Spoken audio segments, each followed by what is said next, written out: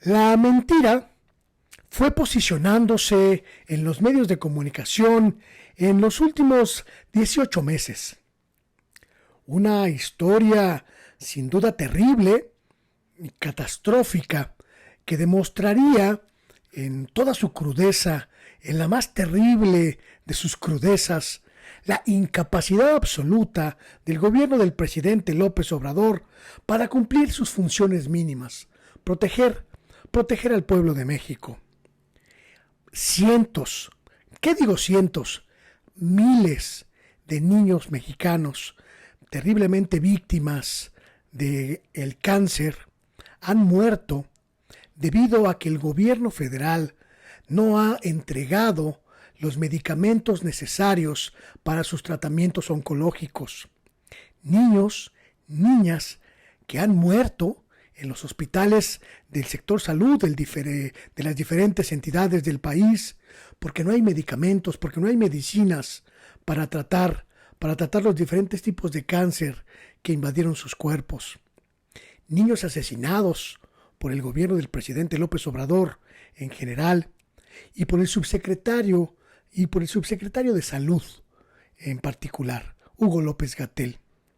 Dos figuras que concentran las acusaciones de un grupo muy representativo de padres y madres que aparecen en los medios de comunicación, en las manifestaciones, en los bloqueos, en lugares como el aeropuerto de la Ciudad de México o en los accesos al Palacio Nacional. Un grupo encabezado por un padre de familia adolorido, verdaderamente apesadumbrado por la terrible pérdida de un ser querido, Israel Rivas Bastida, coincidentemente también militante del PAN desde hace prácticamente 14 años. Este asunto podría llamarnos a la indignación, a la total y absoluta indignación, si fuera cierto, si realmente la inacción del gobierno mexicano, la inacción del presidente López Obrador o del subsecretario Hugo López-Gatell hubiera derivado verdaderamente en una catástrofe sanitaria como la que representaría la muerte de 1, 2, 10, 20 o cualquier cantidad de niños producto de una inoperancia gubernamental. El asunto es que se trata de información absolutamente falsa. No hay absolutamente en ningún registro nacional y por favor, cheque bien esta información. No hay en ningún registro nacional ningún niño muerto a consecuencia directa o indirecta de la falta de suministro de medicamentos para los tratamientos de enfermedades oncológicas. No existe en el país un solo niño, una sola niña que haya muerto por falta de medicamentos oncológicos en nuestro país. Existe, por supuesto que existe, un desabasto significativo de productos oncológicos como de cualquier otro tipo de productos médicos en el país. Y tiene que ver con dos causas principalmente.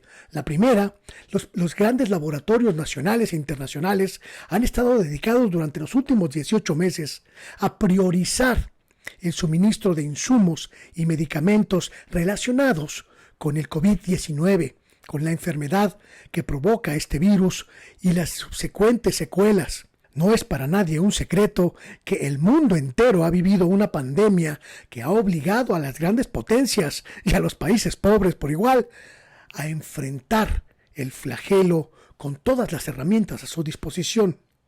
Esto no significa de ninguna manera que se haya interrumpido indefinidamente el suministro de medicamentos oncológicos en el país. Por supuesto que no.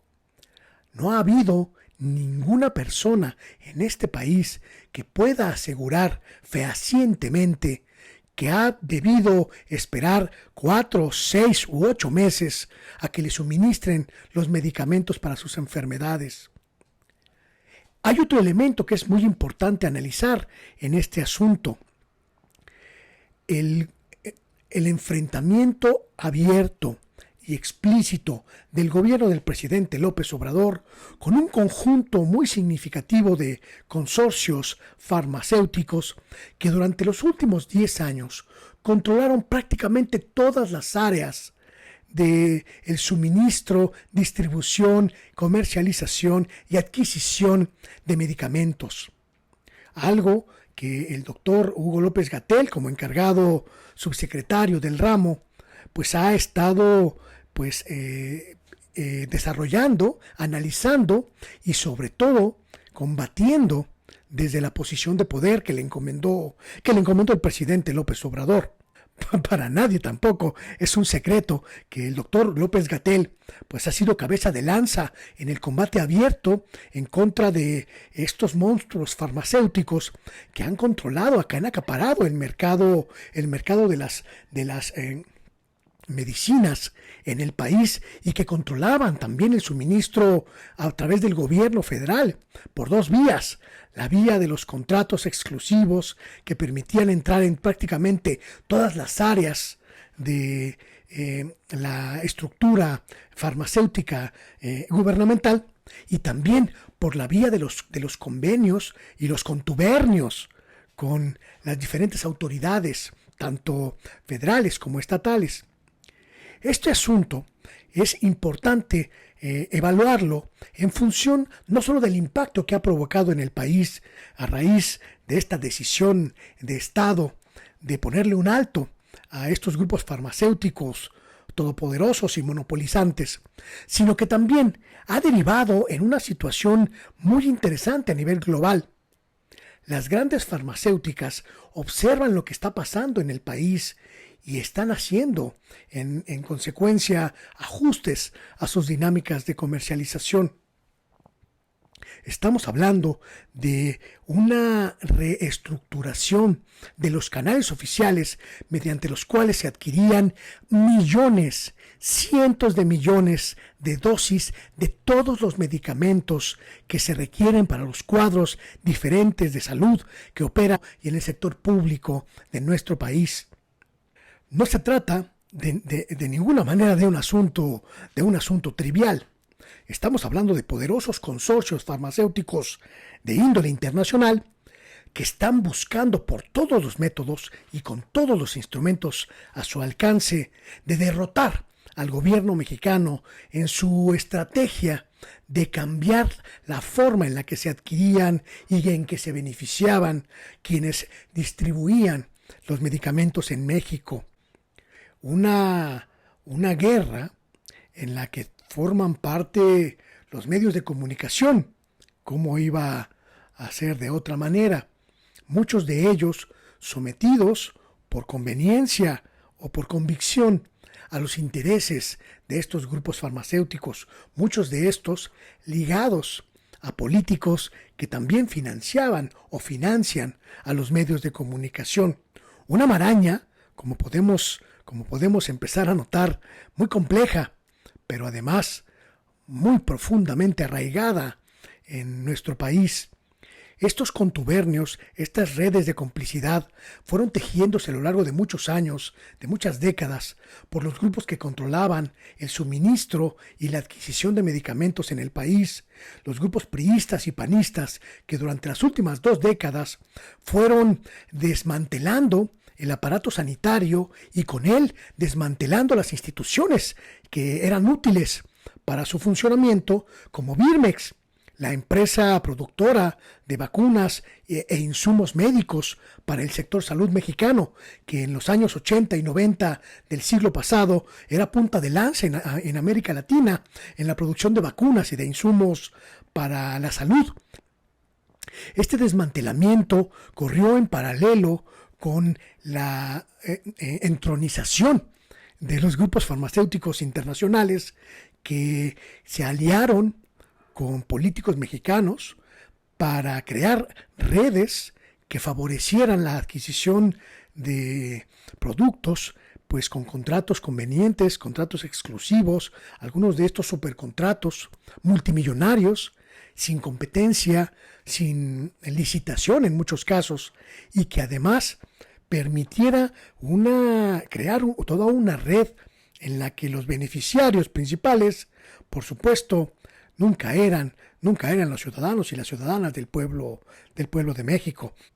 Políticos panistas y priistas, entre ellos pues los exsecretarios de salud, que fueron cómplices del desmantelamiento de las estructuras sanitarias y del empoderamiento de las firmas internacionales y nacionales de suministros de medicamentos, los líderes camerales, los líderes partidistas, los diferentes políticos y políticas que a lo largo de estas décadas se convirtieron pues en los principales títeres de los intereses farmacéuticos internacionales en nuestro país y que sirvieron, y muchos de ellos aún sirven a estos conglomerados, a estos consorcios.